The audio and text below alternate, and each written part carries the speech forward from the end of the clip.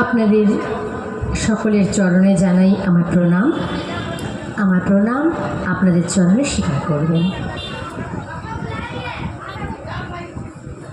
আজ খুব ভালো একটা দিন, প্রত্যেকটা দিনই ভালো, মহাদেবের দেওয়া তো। কিন্তু আজ মহাদেবের কথা হচ্ছে, এখানে শিবচর্চার একটা আয়োজন হয়েছে। এ তো মহাদেবের ইচ্ছেতেই হয়েছে দিদিভাই, আর সেই সৌভাগ্যের অধিকারিণী কিছুটা আমি হতে পেরেছি। আজ এই গুরুমঞ্চে আমাকে আমার গুরু মহাদেবের চর্চা করার জন্য বলা হয়েছে। এই জন্য আমি আয়োজকদের কাছে, বরিষ্ঠ গুরুভ্রাতা গুরুভগ্নীদের কাছে, আর আমার গুরু মহাদেব এবং সাহেবদাদা নীলাম দিদির কাছে আন্তরিকভাবে কৃতজ্ঞতা জানাই আমাকে এই সুযোগ করে দেওয়ার জন্য। দিদি ভাইরা, মহাদেবকে নিজের জীবনে গুরু বানানোর আগে আমার জীবনের স্থিতি একরকম ছিল। নিশ্চয়ই খুব ভালো কিছু ছিল না দিদি ভাই। আমাদের সবার জীবনেই কিছু ভালো কিছু মন্দ মিলিয়েই থাকে। আমার স্থিতিটা ছিল অনেক বেশি খারাপ। অনেক জল ঢেলেছি, বেলপাতা চড়িয়েছি, পুজো করেছি, উপোস করেছি, মন্দিরে গেছি, অনেক কিছু করেছি দিদি ভাই, কিন্তু পরিণাম সেভাবে মেলেনি। দোষ তো আমি ভোলা মহেশ্বরকে দেব না। আমি জল ঢালতে গেছি, পুজো করতে গিয়েছি, কিন্তু আমার অন্তর সেখানে যায়নি। জল ঢালতে গিয়েও আমার মনে হয় বাড়িতে গ্যাসটা জ্বলছে, বন্ধ করতে ভুলে গেছি। এই মনে হয় দুধওয়ালা এসে ডাক দেবে, আমি ভুল টাইমে চলে এসেছি। দিদিভাই, মন থেকে তো পুজো করতে পারিনি। কৃপা কী করে পাবো বলুন? দোষ আমার। দিদিভাই, এরকম একটা খারাপ পরিস্থিতির মধ্যে থেকে আমি শুনতে পেয়েছি দেবাদিদেব মহাদেব আমার আপনার জীবনে অতি সহজে কোনো নিয়ম ছাড়া, কোনো পালন ছাড়া গুরু হয়ে আসতে পারেন, যাকে ডাকার জন্য, যার দয়া লাভ করার জন্য মন্দিরে যাওয়ার প্রয়োজন নেই। যখন যেখানে যে অবস্থাতেই থাকি, মহাদেবকে গুরু বলে অন্তর থেকে স্বীকার করলে, তার কাছে দয়া চাইলেই দয়া পাওয়া যায়। দিদিভাই, লোভের বশবর্তী হয়ে আমি সেদিন মহাদেবকে গুরু বানানোর তাগিদে গিয়েছিলাম। দিদিভাই, সবার দেখা দেখি, সবার শোনাশুনি বানিয়েও ছিলাম, কিন্তু মনের মধ্যে সন্দেহ ছিল।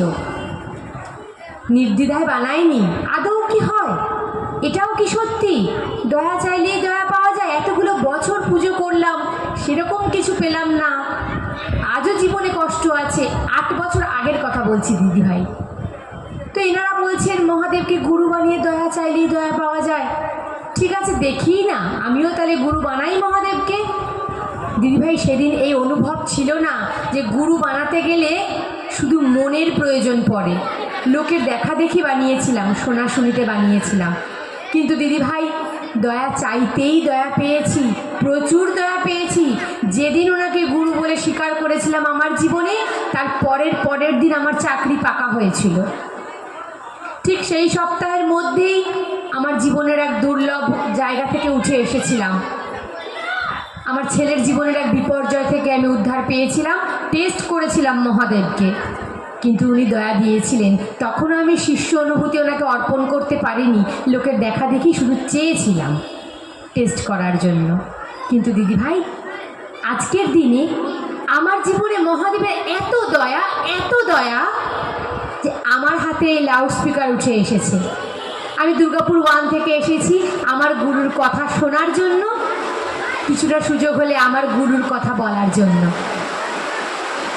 দিদিভাই, আমি আজ বুঝতে পেরেছি, আজ আমি মহাদেবের কাছে দয়া চেয়ে বলি না আমার ঘর ঠিক করে দাও, আমার ছেলেকে ঠিক করে দাও, আমার জ্বর হয়েছে ভালো করে দাও, একটা সময় বলতাম। আজকে দিদিভাই বলি না। আজকে বুঝতে পেরেছি আমি শিষ্য তখনই হব যখন আমার গুরুর আদেশ পালন করার মতন আমার মানসিকতা থাকবে। আজকে দিদিভাই আমি মহাদেবের কাজ করার জন্য তৈরি। এমনি নয় দিদিভাই, আমরা খুব স্বার্থপর।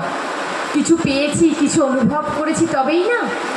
আমি দিদিভাই অনুভব করেছি যদি মহাদেবের কাজে লাগতে পারি, তো মহাদেব বিনা চাওয়াতে আমাকে দয়া করবেনই করেছেন। তাই আজকে আমি এই মঞ্চে এসেছি, তাই আজকে আমি এই কনিষ্ক প্রাঙ্গণে এসেছি।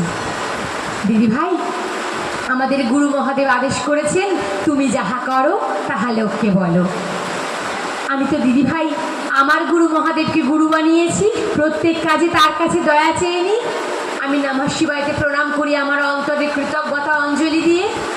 আর দিদিভাই দয়া চাইলেই দয়া পাই। তাই আজকে যারা কষ্টে আছেন, যারা দুঃখে আছেন, তাদের কাছে গিয়ে ছুটে বলি, হে ভাই বোন, মহাদেব যখন মন্দিরে ছিলেন তখন আমার ভক্তি সেই পর্যায়ে পৌঁছায়নি। আজকে ওই মহাদেবকে আমি আমার জীবনের যে কোনো পরিস্থিতিতে, যে কোনো জায়গায়, যে কোনো সময়ে ডাকি, দয়া চাই, গুরু বানিয়েছি। তার দয়ায় আমার জীবন এখন অনেক উচ্ছ্বলিত। তোমার জীবনে কষ্ট আছে, ওনাকে শিষ্য অনুভূতি তুমি অর্পণ করো, নিজের জীবনে মাস্টার বানিয়ে নাও। ওনার দয়া তোমার জীবনেও আসবেন, তোমার জীবনও সুখময়, শিবময়, মঙ্গলময় হবে। ব্যাস এটুকুই চাওয়া। দিদিভাই দয়া চাইলেই যখন দয়া পাওয়া যায়, তো সে কথা অন্য মানুষকে জানাবো না কেন? সাহেব দাদা যদি না জানাতেন আজকে তো আমরা জানতাম না এত সহজে মহাদেবকে গুরু হিসেবে পাওয়া যায়। কোনো নিয়ম নেই দিদিভাই, কোনো পালন নেই, কোনো বিধি নিষেধ নেই। যখন যে অবস্থায় থাকে নিজের অন্তরে ডেকে, হে মহাদেব তুমি আমার গুরু, আমি তোমার শিষ্যা, তুমি তোমার শিষ্যার উপর দয়া করে দেবে না? তুমি যদি দয়া না করো কার কাছে যাব? আমি যে তোমার কাছে নিজেকে সমর্পণ করেছি, আমি যে ভিখারিনী, আমার কিছু নেই, আমার কোনো জ্ঞান নেই, তোমার কাছে দয়া ভিক্ষা করছি, করবে না মহাদেব দয়া? আমি দুপা বেরিয়ে তোমার কাজ করতে চাই, এইটুকু দয়া করে দাও যাতে তোমার কাজে বেরোতে পারি। দিদিভাই উনি দয়া করেছেন, তাই আজ আসতে পেরেছি। দেখুন এর মধ্যেও আমি কিন্তু চালাকি প্রয়োগ করেছি। আমরা সর্বশ্রেষ্ঠ মস্তিষ্কের অধিকারী না? দেখুন দায় কিন্তু তার উপরে চাপিয়েছি। তোমার কাজে বেরোবো, তুমি আমার রাস্তা করে দাও। দিদিভাই আমার ঘরের যা যা বাধা, সেই বাধাগুলোর দিকে আমাকে বলতে হয়নি আমার ছেলেকে শান্ত রাখো, আমার হাজব্যান্ডের মন ঠিক রাখো, আমার ঘরের স্থিতি ঠিক রাখো। সব কিছু রেখে তবে আমি তোমার কাছে বেরোতে পারবো। কারণগুলো এইগুলো যে এগুলো আসলে আমি বেরোতে পারবো না, কিন্তু আমি মহাদেবকে বলিনি যে এগুলো সরিয়ে দাও। আমি বলেছি তোমার কাজ করতে যাব, আমার রাস্তা করে দাও। দেখুন আমি যখন এখান থেকে বাড়ি ফিরে যাব তখন কিন্তু আমার ঘরের পরিস্থিতি একদম শান্ত থাকবেন, যেমনটা আমি চেয়েছিলাম। আমি মহাদেবের কাজ করার ইচ্ছে রেখেছি না? তো দিদিভাই চারটিখানি কথা নয়, দেবাদিদেব মহাদেবের কাজ। সবাই সুযোগ পায় না দিদিভাই, আমাদের জীবনে সুযোগ এসেছে, দু হাতে গ্রহণ করে নিন। একটু ইচ্ছা রাখুন যে দুপা বেরিয়ে মহাদেবের চর্চা করব, মহাদেব গুরুর কথা জনজনে বলবো, যাতে তাদের জীবনেও মহাদেবের দয়া নেমে আসে। দিদিভাই তাকে আপন করার কথা বলা হয়েছে, নিজের করার কথা বলা হয়েছে। তুমি আমার, আমি তোমার।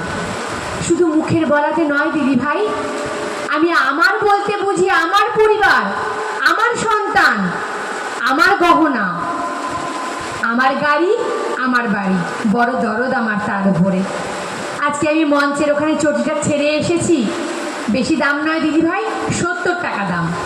আপনারা কেউ উঠে গিয়ে যদি ওই চটিটার কাছে দাঁড়ান, আমার কিন্তু মনের মধ্যে লাগবে এই বুঝি আমার চটিটা পড়ে চলে গেল।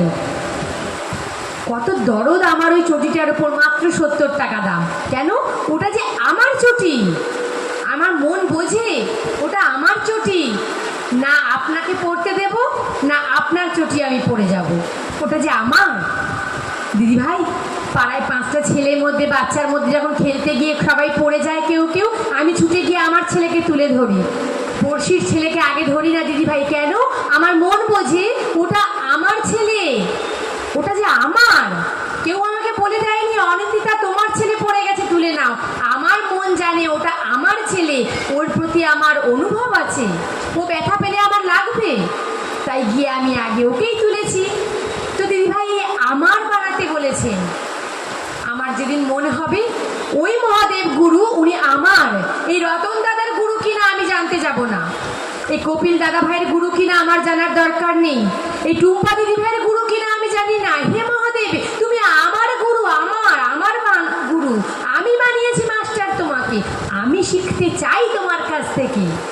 আমাকে তো তোমার দয়া করতেই হবে, আমাকে তো শেখাতেই হবে, আমাকে তো জ্ঞান দিতেই হবে।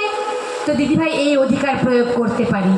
এই অধিকার প্রয়োগের সাথে সাথে আমার বিবেক আমাকে বলেছে শুধুই চাইবো, দয়া চাইলেই উনি দয়া দেন, শুধুই নেব শুধুই পাবো।